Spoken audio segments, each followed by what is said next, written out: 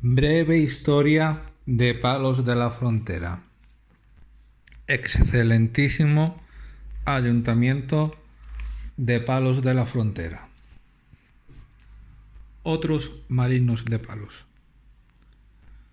Antón de Alaminos fue el marinero al que verdaderamente podemos considerar descubridor de México, de las culturas maya y azteca, después del primer contacto que con ellas tuviera su paisano Vicente Ñáñez Pinzón. Antón de Alaminos nació en Palos prácticamente en vísperas del primer viaje colombino, por lo que su infancia debió transcurrir entre relatos de aventuras y viajes. Probablemente este singular ambiente le llevó a enrolarse cuando apenas era un niño en el cuarto viaje de Colón, de 1502 a 1504. Fue piloto en los viajes de Grijalva y Hernández de Córdoba. Guió las naves de Hernán Cortés en la expedición de conquista de México.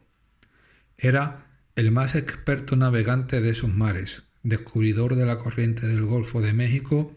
Sus trabajos de cartógrafo fueron esenciales para los viajes de vuelta a Europa. Gonzalo Guerrero, natural de Palos, arcabucero en Nápoles y Granada. En 1510 o antes va con Diego Nicuesa a América. Con Pedro de Valdivia, capitán de Núñez de Balboa, enemigo de Nicuesa, va desde Darién a Fernandina, Santo Domingo, como oficial de la nao Santa María de la Barca. Naufraga en Yucatán y fue esclavo en varias tribus hasta que sus conocimientos militares y su adaptación a la cultura maya le llevaron a ser máximo jefe de los guerreros. Se casó con la princesa de su tribu y luchó bravamente contra los castellanos durante muchos años hasta su muerte en 1536 de un tiro de arcabuz, cuando se enfrentaba a las tropas del capitán Lorenzo de Godoy. También es llamado Gonzalo de Aroca y Gonzalo Marinero el Renegado. Juan Rodríguez Mafrá. Juan Rodríguez Mafrá nació en Palos en 1470. Tomó parte en el segundo y tercer viaje de Colón, en 1493 y 1498. Seguidamente, con su hermano Diego de Lepe, viaja a tierra firme en 1499, tras la estela de la expedición de Vicente Ñáñez que descubre el Brasil, al que sobrepasan cuando Pinzón se detiene en la exploración de la desembocadura del río Amazonas. Por lo que fueron Rodríguez Mafrá y Diego de Lepe los verdaderos descubridores de esta costa, desde el Amazonas hasta las tierras descubiertas por el Almirante. A continuación, embarcó la expedición de Rodrigo de Bástidas al Darién, de 1500 a 1502. Los grandes méritos realizados y la inmensa experiencia acumulada hacen que le nombren piloto de su majestad. Solicitó a Carlos V el escudo de armas para los Pinzón y otros marinos de Palos, en el cual se basa el actual escudo municipal. Fue piloto de las nao Concepción y San Antonio en el viaje de Magallanes, el Cano, primero en dar la vuelta al mundo, aunque él no sobrevivió. Evangelizadores palermos. Entre los evangelizadores palermos de las Indias, comenzaremos por citar a los dos frailes que tanto tuvieron que ver con la empresa del genovés, es decir, a Fray Antonio de Marchena y Fray Juan Pérez, ambos guardianes de la Rábida, que tanto influyeron en el éxito del primer viaje y en las posteriores misiones de evangelización, donde destacaron los siguientes palermos. Fray Juan de Palos, que fue uno de los 12 misioneros llamados Apóstoles de América, realizó una gran labor de evangelización en tierras mexicanas, mártir en la Florida.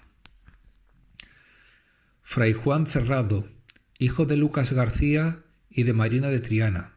Profesó en el convento de San Francisco de México, donde llegó a ser guardián de la casa principal hacia 1562. Evangelizó la provincia de Zacatecas en Atotonilco y, a consecuencia de los flechazos ocasionados por los indios, encontró la muerte a la edad de 28 años en diciembre de 1566. Fray Pedro Salvador, que profesó en el convento de Lima como religioso lego en la segunda mitad del siglo XVI. Fray Alonso Pérez de Guevara, nació en 1541, evangelizador en México. Fray Juan Quintero, profesó en la provincia del Santo Evangelio de México en 1621 y con toda probabilidad en el convento de Puebla de Los Ángeles. Obispo Fray Juan Izquierdo, en las primeras décadas del siglo XVII fue el gran organizador de la Iglesia y la evangelización en Yucatán, donde realizó también una importante labor educadora. Concluyó la Catedral de Mérida, México, en la que está enterrado.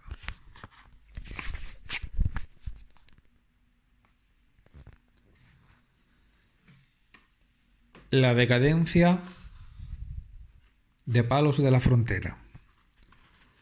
La atracción de las Indias fue tan importante que absorbió la reducida población palerma.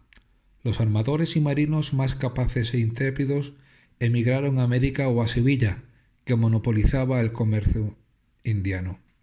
Así, a mediados del siglo XVI, la marinera Villa de Palos se encontró apenas sin naves. Los pescadores, para seguir ejerciendo su oficio, tuvieron que emigrar y contratarse en los barcos de las villas vecinas.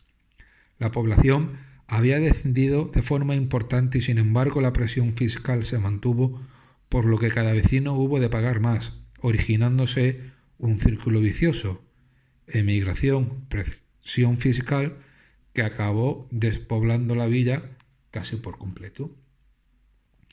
Durante más de 3 siglos se subsistió gracias a una exigua producción agropecuaria. A mediados del siglo XVIII se quedó tan solo con 125 habitantes.